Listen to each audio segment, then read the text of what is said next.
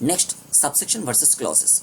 Subsection versus clauses जो है, subsection versus clauses, अच्छा ये भी एग्जाम में नहीं पूछा जाएगा, जैसे बिल वर्सेस एक्ट एग्जाम में नहीं पूछा जाएगा, सबसेक्शन वर्सेस क्लॉजेस भी एक्ट में नहीं, एग्जाम में नहीं पूछा जाएगा।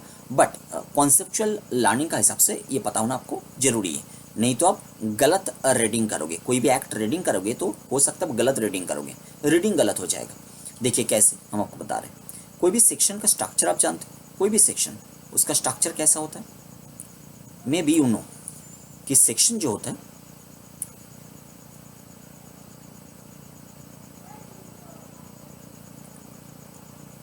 सेक्शन के अंडर क्या होता है, सबसेक्शन होता है, सेक्शन के अंडर होता है सबसेक्शन।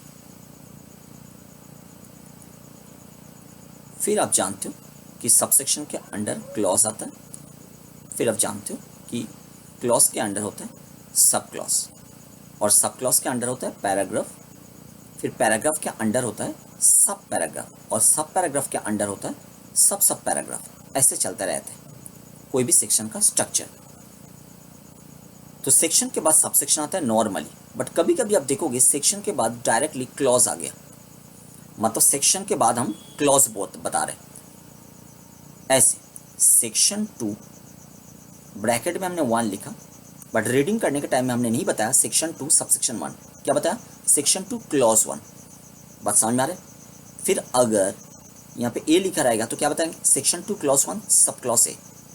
बात समझ में आ रहा है। फिर सब क्लॉज के अंडर आएगा पैराग्राफ, फिर आएगा सब पैराग्राफ, फिर आएगा सब पैराग्राफ, ऐसे चलता रहेगा। बट ये कैसे आप अंडरस्टैंड करोगे कि सेक्शन के बाद सबसेक्शन रीड करना है कि सेक्शन के बाद क्लॉज रीड करना है। अगर सेक्शन के बाद सबसेक्शन रीड करना है तो उसका भी कोई लॉजिक होना चाहिए, और सेक्शन के बाद अगर क्लॉज रीड करना है तो उसका भी कुछ लॉजिक होना चाहिए। तो सेक्शन के बाद क्लॉज है कि सबसेक्शन है, सेक्शन के बाद नॉर्मली सबसेक्शन आता है, बट कुछ केसेस में सेक्शन के बाद क्लॉज भी आ जाता है। तो आप कैसे डिटरमाइन करोगे कि सेक्शन के बाद क्लॉज रीड करना है कि सेक्शन के बाद सबसेक्शन रीड करना है, उसके बारे में हम लोग स्टडी करेंगे। देखिए कोई भी एक सेक्शन का जितना सारा पार्ट होता है, जैसे मान लीजिए एक सेक्शन आपको हम दिखा रहे हैं, सेक्शन 5 दिखा रहे हैं। आइए सेक्शन 5 कौन सा पेज में है हम आपको बता रहे हैं।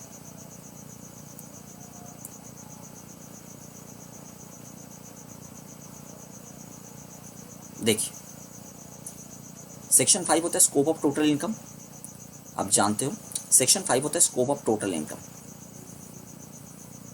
पेज नंबर कौन सा, पेज नंबर है 14।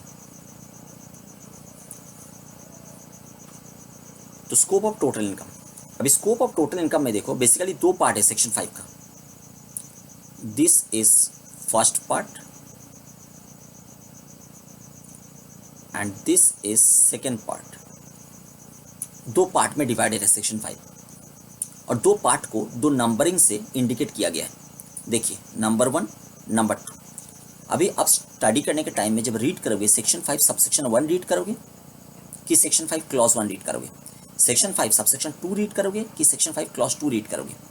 इसका बेसिस क्या है, ये जो 2 पार्ट है this one and this one, ये जो 2 पार्ट है, ये 2 पार्ट अगर आपस में इंटरलिंक्ड है, मतलब एक पार्ट पढ़ के आप सेक्शन का कंप्लीट मीनिंग ड्रॉ नहीं कर सकते। दोनों पार्ट एक दूसरे से इंटरलिंक्ड है, दोनों पार्ट कंप्लीट स्टडी करने के बाद ही आप सेक्शन का मीनिंग ड्रॉ कर सकते हो। तो हम एक एक पार्ट को सबसेक्शन से इंडिकेट करेंगे, मतलब बताएंगे सेक्शन 5 सबसेक्शन 1, सेक्शन 5 सबसेक्शन 2। बात समझ में आया। बट अगर एक एक पार्ट इंडिपेंडेंटली कंप्लीट सेंस में अपना मीनिंग डेराइव करने के लिए केपेबल है तो एक एक पार्ट को हम लोग क्लॉज से इंडिकेट करेंगे। बट अगर एक सेक्शन का जितना सारा पार्ट्स है एक दूसरे से इंटरलिंक्ड है और सारा पार्ट्स को स्टडी करने बिना आप उस सेक्शन का कंप्लीट मीनिंग ड्रॉ कर ही नहीं सकते हो, ऐसे केस में एक एक पार्ट को हम लोग सबसेक्शन से इंडिकेट करेंगे। तो सर सेक्शन 5 के केस में हम लोग सबसेक्शन और क्लॉज कौन सा प्रोनाउंस करेंगे, सेक्शन 5 सबसेक्शन 1 कि सेक्शन 5 क्लॉज 1, सेक्शन 5 सबसेक्शन 2 कि सेक्शन 5 क्लॉज 2, क्या प्रोनाउंस करेंगे। देखिए सेक्शन 5 का जो पहला पार्ट है वो पहला पार्ट डिफाइन करता है scope of total income of A resident, and section 5 का जो सेकंड पार्ट है वो डिफाइन करता है scope of total income of a non resident.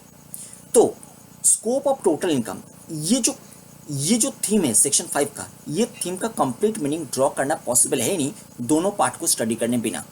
दोनों पार्ट को स्टडी करने के बाद ही आप स्कोप ऑफ टोटल इनकम मतलब सेक्शन 5 का कंप्लीट मीनिंग ड्रॉ कर सकते हो। इसलिए एक पार्ट दूसरे पार्ट से इंटरलिंक्ड है, ये बिल्कुल साफ है। ऐसे केस में हम लोग सेक्शन 5 सबसेक्शन 1 स्टडी करेंगे, सेक्शन 5 सबसेक्शन 2 स्टडी करेंगे। बात समझ में आया? क्योंकि दोनों पार्ट एक दूसरे से इंटरलिंक्ड है। बट सेक्शन 2 के केस में हम आपको उदाहरण दे रहे हैं सेक्शन 2 में कैसा होता है। देखिए, सेक्शन 2 बेसिकली डिफाइन करते हैं कुछ पर्टिकुलर टर्म्स को जो एक्ट में यूज किया गया। देखिए, हम आपको बता रहे हैं कैसे डिफाइन करते हैं। सेक्शन 2 का जो डिफरेंट पार्ट्स है ना, उसको नंबरिंग किया गया है। सेक्शन 2 का जो डिफरेंट पार्ट्स है उसको नंबरिंग किया गया है। नंबरिंग ऐसे किया गया है, सेक्शन 2 ब्रैकेट में 1, फिर 2 ब्रैकेट में 1A, फिर 2 ब्रैकेट में 1B, फिर 2 ब्रैकेट में 1C, फिर 2 ब्रैकेट में 1D। तो आप बताओगे सर फिर सेक्शन 2 ब्रैकेट में 1 ही आएगा? नहीं, सेक्शन 2 ब्रैकेट में 2, सेक्शन 2 3, सेक्शन 2 4, 3 जो है ना वो डिलीट हो चुका है। ऐसे चलते चलते सेक्शन 2 48 तक इतना सारा पार्ट्स। इसका मतलब क्या 48 पार्ट्स है? नहीं, 48 पार्ट्स नहीं, पार्ट्स 48 से ज़्यादा ही है, क्योंकि सेक्शन 2 1 के बाद 1A आया है, 1B आया है, तो ऐसा बहुत सारा केसेस में हुआ है, इसीलिए 48 तक है। बट 48 पार्ट्स नहीं, उससे ज़्यादा पार्ट्स है। देखिए, सेक्शन 2 1 इसमें क्या चीज़ डिफाइंड है पता है? Advance tax. 1A इसमें क्या डिफाइंड है? Agricultural income. 1B में क्या डिफाइंड है? अमलगमेशन। 1C में क्या डिफाइंड है? Additional commissioner. 1D में क्या डिफाइंड है? Additional director. फिर 2 में क्या डिफाइंड है? 2 में डिफाइंड है एनुअल वैल्यू। 4 में क्या डिफाइंड है? 4 में डिफाइंड है एपीलेट ट्राइब्यूनल। और 48 में क्या डिफाइन है? Zero coupon bond. Capital gain chapter study करने के टाइम में स्टडी करेंगे जीरो कूपन बॉन्ड होता क्या है। ये बहुत सारा डेफिनेशन इंटर लेवल में हम लोग स्टडी करेंगे, कुछ डेफिनेशन फाइनल लेवल के लिए एक्सक्लूसिव स्टडी करेंगे। क्लियर? नाउ बताओ मुझे, ये जो सेक्शन 2(1) जिसमें आता है एडवांस टैक्स का डेफिनेशन, फिर 1A उसमें आता है एग्रीकल्चरल इनकम का डेफिनेशन। एडवांस टैक्स और एग्रीकल्चरल इनकम इन दोनों एक दूसरे से इंटरलिंक नहीं है, इसलिए हम क्या प्रोनाउंस करेंगे? क्लॉज प्रोनाउंस करेंगे, सबसेक्शन प्रोनाउंस नहीं करेंगे। तो सेक्शन 2 सबसेक्शन 1 नहीं बोलेंगे, सेक्शन 2 क्लॉज 1 बोलेंगे, सेक्शन 2 क्लॉज 1A बोलेंगे, सेक्शन 2 क्लॉज 1B बोलेंगे।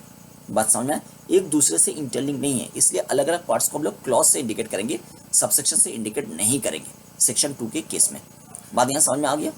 क्लॉज और सबसेक्शन के बीच में फर्क। अच्छा सुनिए, तो सेक्शन के बाद सबसेक्शन भी आ सकता है, क्लॉज भी आ सकता है। जो भी आए, एक section, subsection, clause, sub clause, paragraph, सब पैराग्राफ, इन सब के अंडर एक्सप्लेनेशन एंड प्रोवाइसो, ये दो कॉन्सेप्ट प्रेजेंट हो सकता है। दोनों एक साथ भी हो सकते हैं और कोई भी एक भी हो सकते हैं। कोई एक particular section, subsection, clause, sub clause, paragraph, सब पैराग्राफ में अगर एक्सप्लेनेशन मौजूद है, पता कैसे चलेगा एक्सप्लेनेशन मौजूद है कि नहीं? अगर कोई एक पर्टिकुलर पैराग्राफ का हेडिंग है एक्सप्लेनेशन, तो पैराग्राफ को हम एक्सप्लेनेशन वाला पैराग्राफ बोलेंगे। तो कोई भी एक particular section, subsection, clause, sub clause, paragraph, सब पैराग्राफ के अंडर एक्सप्लेनेशन मौजूद है, तो पर्टिकुलर एक्सप्लेनेशन से क्या पता चलता है? वो पर्टिकुलर एक्सप्लेनेशन और respective section, subsection, clause, sub clause, paragraph, सब पैराग्राफ को क्लैरिफाई करता है। और कोई भी एक particular section, subsection, clause, sub clause, paragraph, सब पैराग्राफ के अंडर एक से ज़्यादा एक्सप्लेनेशन मौजूद हो सकता है। ऐसे केस में हेडिंग होता है एक्सप्लेनेशन 1, एक्सप्लेनेशन 2, एक्सप्लेनेशन 3 ऐसे। और कोई भी एक particular section, subsection, clause, sub clause, paragraph, सब पैराग्राफ के अंडर अगर प्रोवाइसो मौजूद है, पता कैसे चलेगा कि प्रोवाइसो मौजूद है? अगर कोई एक पर्टिकुलर पैराग्राफ स्टार्ट हो रहा है प्रोवाइडेड दैट वर्ड से, मतलब वो प्रोवाइसो वाला पैराग्राफ है। बात समझ में आया? एक से ज़्यादा प्रोवाइसो भी पॉसिबल है, जैसे एक से ज़्यादा एक्सप्लेनेशन पॉसिबल है। अगर एक से ज़्यादा प्रोवाइसो पॉसिबल है, तो उसमें बेसिकली प्रोवाइडेड, पहला प्रोवाइसो जो होता है वो प्रोवाइडेड दैट से स्टार्ट होता है। उसके बाद सेकंड प्रोवाइसो जो होता है प्रोवाइडेड फर्दर दैट से स्टार्ट होता है। एंड थर्ड एंड ऑनवर्ड जितना भी प्रोवाइसो होता है वो सब प्रोवाइडेड ऑल्सो दैट वर्ड से स्टार्ट होता है। तो कोई एक पर्टिकुलर सेक्शन, सबसेक्शन, पैराग्राफ, सब पैराग्राफ, क्लॉज, सब क्लॉज के अंडर अगर प्रोवाइसो मौजूद है, वो प्रोवाइसो बेसिकली बता रहे हैं और respective section, subsection, clause, sub clause का एक्सेप्शंस को। जिस particular section, subsection, clause, sub clause, paragraph, सब पैराग्राफ के अंडर प्रोवाइसो मौजूद है, वो प्रोवाइसो ऊपर respective section, subsection, clause, sub clause, paragraph, सब पैराग्राफ का एक्सेप्शंस को स्पेल आउट करते हैं। बात समझ में आ गया? इनकम टैक्स में सेक्शन स्टार्ट होता है 1 से और सेक्शन जाके एंड होता है 298 में। 1 से 298, इसका मतलब ये नहीं है कि इसमें 298 सेक्शंस हैं, ऐसा नहीं है। 1 से 298 नंबरिंग है, बट सेक्शन अगर आप काउंट करोगे बहुत ज़्यादा है, 298 सेक्शंस नहीं है, इससे बहुत ज़्यादा है। तो सेक्शन स्टार्ट होता है 1 से, जाके एंड होता है 298 में, और इतना सारा सेक्शंस डिवाइडेड है 23 चैप्टर्स में। और इसके साथ शेड्यूल 1 से शेड्यूल 14 तक शेड्यूल्स भी मेंटेन हुए इनकम टैक्स के अंडर। यहाँ तक बात समझ में आया?